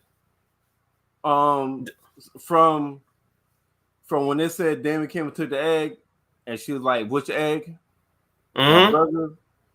And from when she made the suggestion, send in your dragon flyers, we can go there. Yeah. So when she's making a decision for who's gonna be the King's Guard, and she was like, "Has any of these guys been in combat? Some other than catching poachers?" Yo, that little girl got a lot of shade. She got a lot of spunk, and she be giving them the fucking business. So she made the decision on Kingsguard when Otto was like, "Don't be so hasty. We should choose people that's connected to families." And she said, "Should we not choose somebody that's already been a war before? If we want them to be able to protect the king, should we not?" And she walked the fuck away. Yeah. From her landing on that dragon and telling her brother like, "Yo, it's me. Why you upset? It's me. Why you not there anymore? So if you're gonna kill me, just do it and get it over with." Yo, and she stood there like, I was like, "Oh, yo, she a G. She a G." You know what I'm saying? Then she flew back, and it was like, "Yo, Princess is back from Dragonstone." The dad tried to be upset, and like, "You're Rhaenyra, what you doing? It's dangerous." She said, "I received the egg without bloodshed. Something my mother would not have been able to do by herself." Ooh. Another shit. Yo. Another shit. But you know, also too, what I like too, we also saw that she got a dose of reality, a harsh reality at the very end, or close to the very end. When she found out the person that she trusted, her best friend, was basically quote unquote playing both sides. And now, do you think she was expecting the king to pick her though? No. No. I think she was expecting to pick like somebody else, somebody she never heard of or whatever. But her best friend, she was like, "Wait, hold up." Like she said she understood that the king had to remarry for duty to the realm. And she was okay with that. But what she should have said was, as long as it's not my best friend. Yep.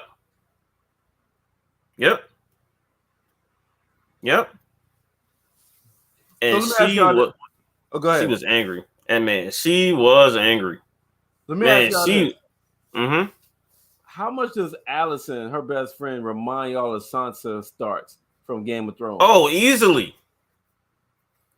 She reminds me of her, and she reminds me of hold up. I only see Sansa Starks. Like she kind of quiet. She does seem like she fit the stereotype of a queen that's not gonna really say much, gonna really kind of just follow her king or whatnot. She really gives me the minds of Sansa. Whoa! I agree with that. Talking about the red. Damn. The Red Witch. Blitz, you said you remind her of the witch. You talking about the Red Witch? The Sun Witch? Is that who you're talking about? I think that's what you're talking about. That brought Jon Snow. The one that brought Jon Snow back. Yep. Or no, this is the person she remind me of a little bit. If she gets to this point, I think she has a chance to do it because I think this is what Rhaenyra is seeing her. Was it? I always forget her name. Marguerite Tyrell, the one who was married to Jeffrey? Yeah. Oh, no. She could be. She's not that savvy. I think she's going to be. Not yet. I said she has a chance to be that. I'll ask you what she remind you of right now. Oh, right now it's right now. It's her at all right now. No, right now it's definitely Sansa. Yeah. Yo, Marguerite she was savvy, she was clever, great mouthpiece. Like she really know how to talk. Nah. No. I'm gonna agree with you right now. That might have been my favorite. That might have been my favorite queen in Game of Thrones. I really was a fan of her.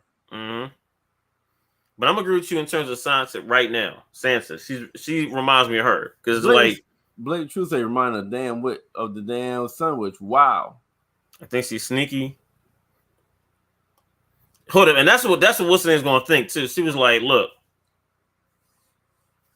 you had a great talk. You up there, we having tears and everything, and all of a sudden you do this to me, like." Really? And it's crazy. She's like, well, how? First thing she's going to ask is, how long you been talking to my dad? When did this conversation come about? Right. And then the same thing she's going to ask about her dad. She's like, well, because all she's going to feel with her dad and her best friend is like, y'all are being sneaky. Y'all are doing all this stuff behind my back. Hold up. And then she's going to basically feel like, how long has this been going on? Yeah, she's probably going to ask that question. She definitely asked that, wondering that goddamn question. Yep. Otto definitely set that ass up. Oh, hell yeah. Definitely set that ass up. So he's the villain. He's the true villain this season. So this got me thinking, right? We've seen 2 episodes, and the second episode is 6 months later. So we've seen like a little bit more development. Yeah. I know it's early. So we're going to call this way too early comparisons. Way too early comparisons. All right, okay. All right. We started off with Allison.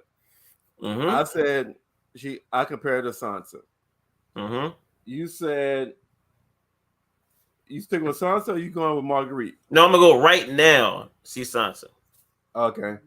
I'm gonna go with you on that one. Blake True says the Sunwitch. The Sunwitch, yeah.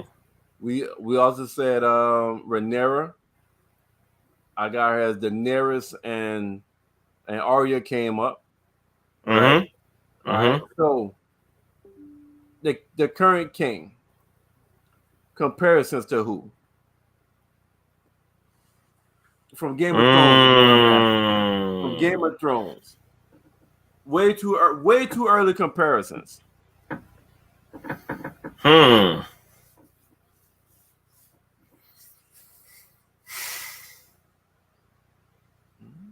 say the Mad King. Nah. All right. You know what? Hold up. You know what? The guy who I thought was, if you saw the first episode of Game of Thrones, the guy who I thought was going to stick around, the leader of all the Starks. Ned?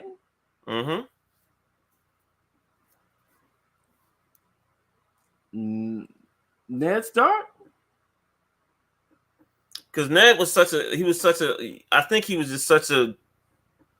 I think Blatant Truth agrees with you. Okay. I want to ask your opinion. Who do you think? I'm still thinking, but I don't see Ned. Ned was about peace, but Ned could fight.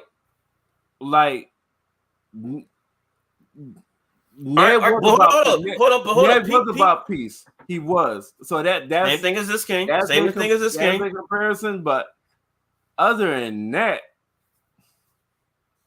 I think the reason why is we only got like one couple of, that was it in that story. We wouldn't get this longer version of Ned.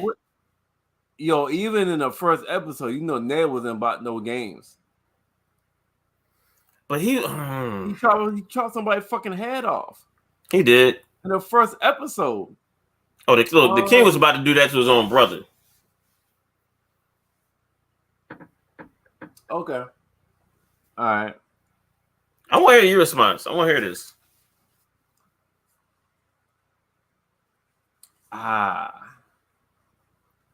Way too early comparisons to the current king. It could be. It could be any character. Yeah, I got you. Nobody can think of. So we go next target. I won't stay on it too long. The Queen that Never Was.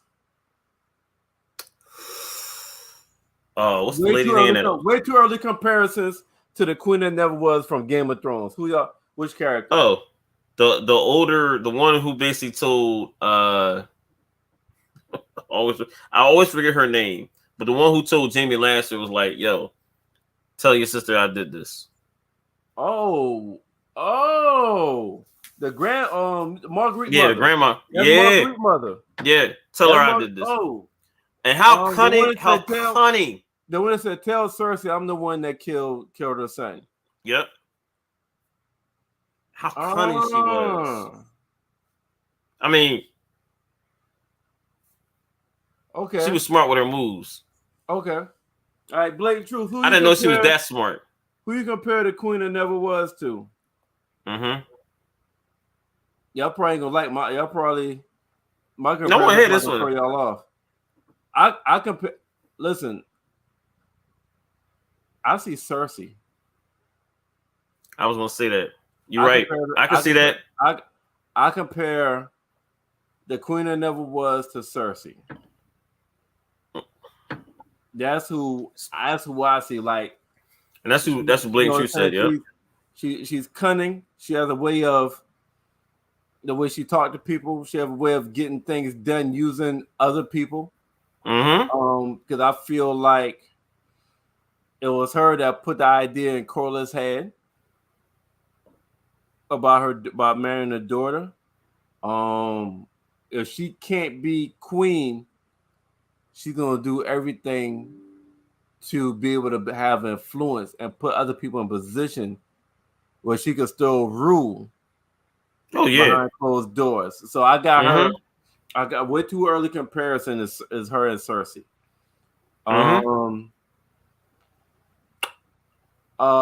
Way too early comparison Corliss. That might be a hard one.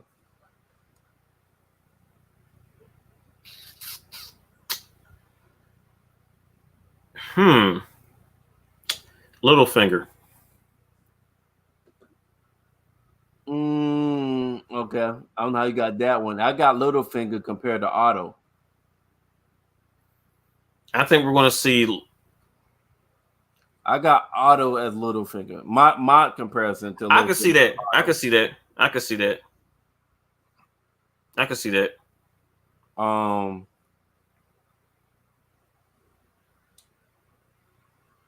So my way too early. She agreed. Hold up. Littlefinger for which one, Blatant Truth? Are you responding to me talking about Otto or? Yeah, what's your Littlefinger? Who? She said the scene at the end gave her Littlefinger. Yeah. You know what? The way he was talking and using that wordplay, he definitely had a Littlefinger type conversation with Damon. Definitely.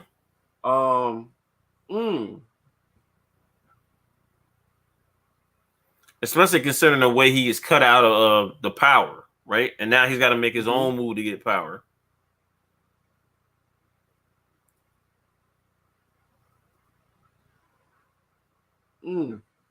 He's making shit behind the scenes. Yeah. I was like, damn. Okay. Now that conversation was very Littlefinger like. When I look at him and his overall dynamics, I don't see it. But y'all right though. That last conversation with Damon. If you go back and listen to it and close your eyes, you can see Littlefinger saying all of those exact same comments. And the fact that he's going behind the king back. Yep. Former allies. Yep. Because now, just like you said, he's seizing power. He's not waiting no more. He's not waiting, but like he's never been a person to wait. And he's using people as test pieces. All right. So, Blatant Truth, who you compare Otto Hightower to? In a way too early comparisons to Game of Thrones. Ooh. Who do you compare Otto to in a way too early comparisons to Game of Thrones? God damn! Now you can't have both of them like the same person. I would say Cersei, like Littlefinger as well. I would say Cersei a little bit. You got Otto. Well, no, wait. Well, sort of like how it is because she like Cersei's just all about power. She's not really like that. The thinking. Well. Oh, you know who's? You know what? Hold on. Wait, hold on. Yeah, you ain't got to. If you can't think of somebody, you can't think of somebody. the Lord Varys, the monk character that had the bald head, that was sort of like Littlefinger a little bit. And that's who you got, but Otto. Mm-hmm. If I couldn't use Otto, you know what? I was actually thinking of Corlys for that character, Lord Varys. Mm-hmm. That's what I was thinking about. Okay. All right. Otto played a king to convince him not to choose the 12-year-old. Mm-hmm. He said, "I do not envy you." You're right. When it was like they have to do something as a duty to the realm. I do not envy you. Okay. Yeah, but he asked the other person, what's your unincumbent advice? It was like, marry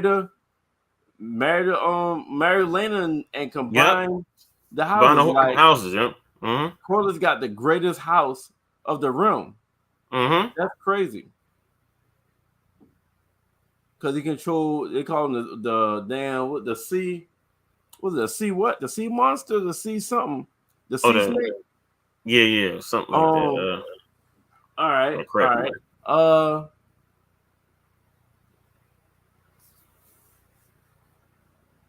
I think that's all of the characters. Blatant truth, is any other characters that we can do way too early comparisons with? No, wait. No, we did. I say. Oh, Daemon. How in the fuck I forgot about Daemon. So Daemon, that's a very interesting thing. Way too early comparisons with Daemon from Game of Thrones, Daemon Targaryen. Who the fuck y'all got? Damn.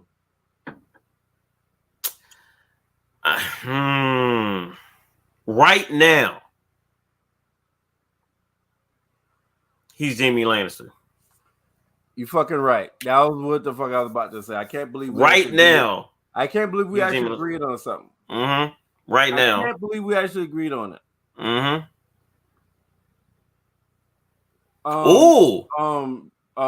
Shit. Bolton. No, Ramsay. Yeah, Ramsay. Is that Ramsay? Ramsay. Yeah, Ramsay. Ramsay Bolton. Ramsay Bolton. I wouldn't. Well, damn, you get a Ramsay. Oh, but you know what? I all right. If you all right, a Ramsay Bolton? No. I see why she's saying that. Because Ramsay was so obsessed with getting, like, he was like about power. His sole thing with power would have you. That's the only way I can see what she's talking. I can see where she's going with that. Hey, Blake True, give us a little bit of content on why you pick him. Mm-hmm. I got Jaime Lannister. Because same thing, people would fight with his family, right? Yep. But at the same time, when it comes down to it, he's not letting nobody else talk shit about his family. Yep. Mm-hmm. So, but what Bolton, like, I don't see him being as evil as Bolton. No, wait, hold up. Hold up. No, she's saying Jaime wasn't evil like that. You can tell Daemon has a heart, though. Right, Daemon has a heart. Yeah, that's what I'm saying. It has a heart. Too. Jaime at the end had a heart. Had a heart too. He had a heart at the like when it came to family. When it came to family, he had a heart. And that's it. That's where it stopped. Mm-hmm. Nah, Jaime wasn't evil. You're right. Jaime wasn't evil like that. Okay. I think that's everybody. All the major characters. I just wanted to do all the major characters. Way too early comparisons to Game of Thrones characters from the House of Dragon. Blake True, let us know we forgot anybody else. So Todd, what is your prediction? You got do you have any predictions for the next episode? I think my predictions for next episode is we're going to see the fallout between the king, the princess, and her best friend. That's going to be the big thing. I think we're going to see the crab, that the face off between the crab feeder, or whatever you want to call it, and Daemon. and more behind the scenes posturing by Otto. Right. Because now he's got the end now. So let me ask y'all this. This episode went 6 months later. From season 1 to season 2 was 6 months later. How much later y'all think next third episode gonna be? Y'all think we're gonna be 9 months later? So y'all think the baby will be born in the next episode? I think they're gonna speed this up a little bit. No, how far? I need you to be specific. They might do it a year. A year? Because we're only getting 10 episodes. I think they're gonna speed some of this stuff up here a little bit. I think it might be like a year later. Damn, Blake, you say years. She said she think next episode is gonna be years ahead. That would be interesting though. How many years, Blake Truth? Like 2 years, 3 years? Damn. That's a good question. Well, how long do you think, Merv? I was gonna say from a year to 18 months.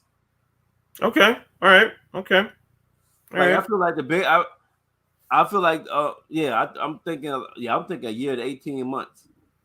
All right. See that? It'd be crazy. Yeah, it'd be crazy. Next episode be the very next episode. Like it'd be like next week or something. But I doubt that. I think no. Yeah. Because we're only getting 10 episodes. God damn, she said years. She said years. Oh, she says she won't say spoiler. We don't do spoilers here. Oh, we're gonna do spoiler, yo. And you know this, man. You know we don't do spoilers. Yeah. Like I said, I'm saying a year to 18 months. And what did you say, Ty? I said about a year and some change. I would say that about a year and some change. About same thing as you. Now, Ty, I'm about to put you on the spot. I'm about to put you on a motherfucking spot. We gave them we let them do it last week, and we didn't do it. I said we'll do it this week. The pilot episode between Game of Thrones and House of the Dragon. Which one was better, nigga? We didn't answer last week. We let them answer, then we got off. So, and you can't say a tie. You got to pick one. The House of Dragon pilot premiere episode or Game of Thrones pilot premiere episode?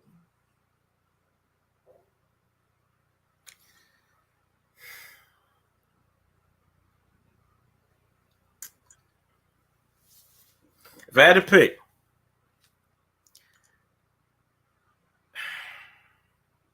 I'm gonna say House of the Dragon.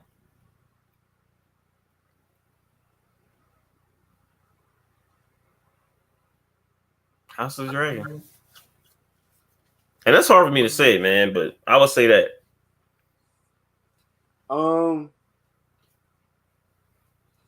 But it's close.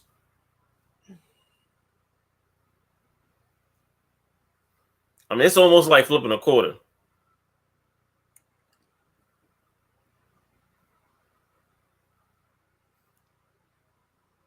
I'm going to see. That's how it's hard because if it was easy, it would be like right away. That's why you know it's hard. I'm going to go with Game of Thrones. Okay, all right. And now, pound for pound, House of Dragon. I will go pound for pound. I'll go House of Dragon, and we're looking at every minute of House of each premiere, and we look at it. We go by minute, by frame, yeah, minute by minute, frame by frame. House of Dragon, right? But in the first episode,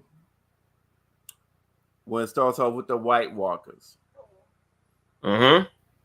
then cutting the dude's head off.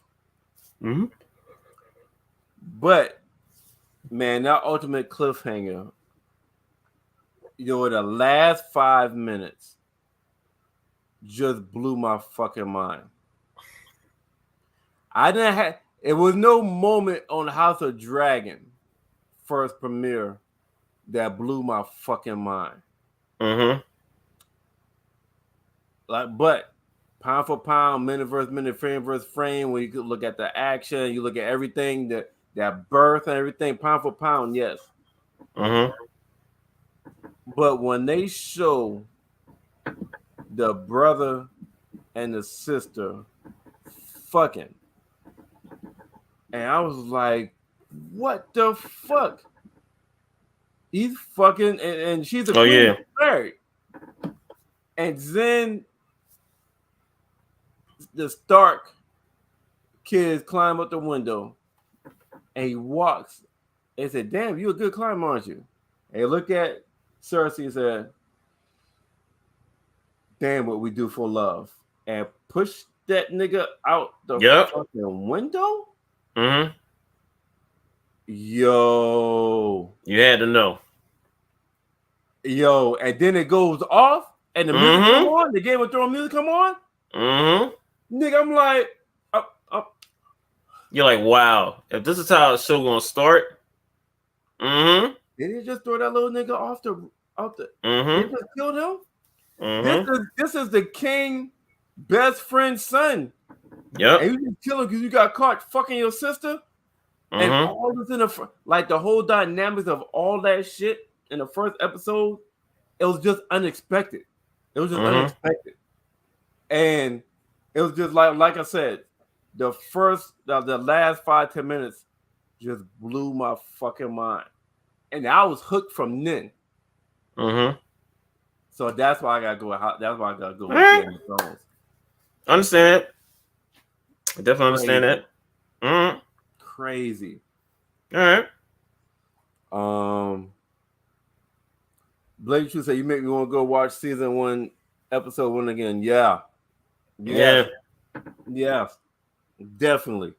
But I think we covered all the scenes and everything. I think we covered all the important parts, the major parts, cover all the major characters, all the good the important conversations and everything. And like I said, it's an hour later, it's about to be 10:05. Anything we missed? Blatant Truth?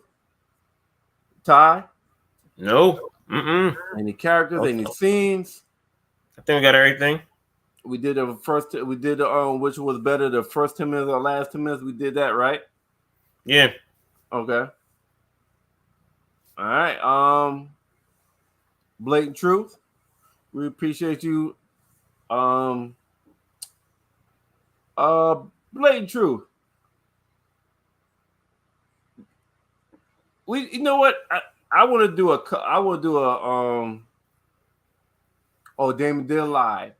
Damon did lie about about him being about to marry about being married and a baby being pregnant. Yeah, that was wild. Blatant Truth. Whatever you feel comfortable with, okay? Whatever you feel comfortable with, and this is not me being funny or anything, but whatever you feel comfortable with, either send us your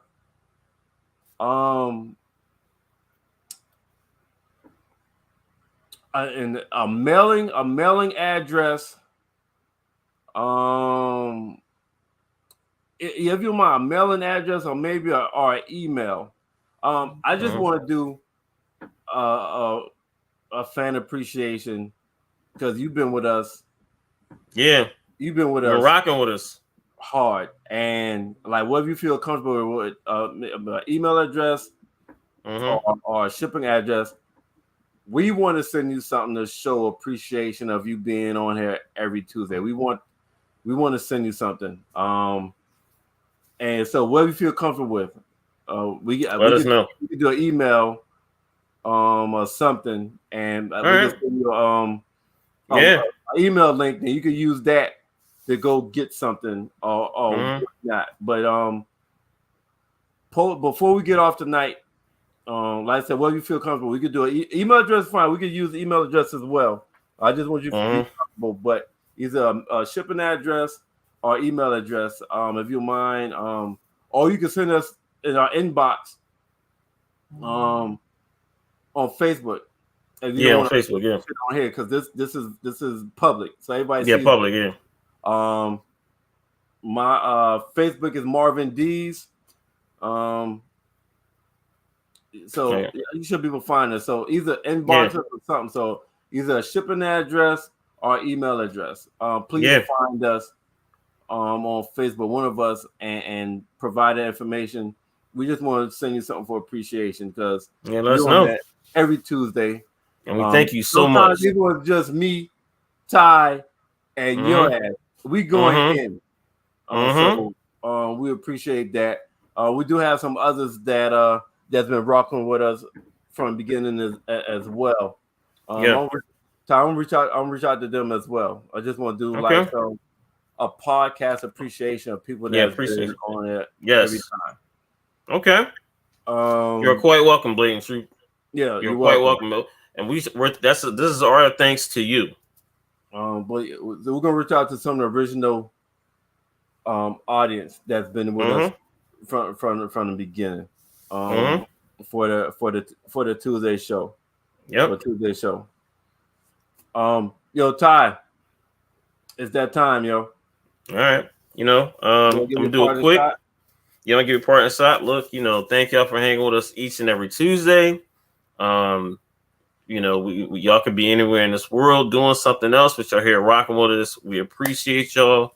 Like I said, come go to our YouTube page, hit the subscribe and hit the like button. Please leave a comment. It really helps us, with our viewership. And go to our Facebook page as well. We got over 1,100 subscribers to our the Guys Podcast Facebook page. But again, YouTube page, subscribe, like, give us a comment. We read all the comments. Thank y'all so much. All right. Yo, next week, Tuesday, right back here at 8 p.m. Talking about Raising Kanan. Talking about House of the Dragon. Yep. All right. So next week we're gonna add some stuff to next week podcast. Make this even more interactive with these two shows. So every week we're gonna try and get better. And we're gonna add some a little bit more next week as well. All right. So till next Tuesday. Have a great week for you, Blake Truth, as well. Yes, have a great week. We out. Peace. We out.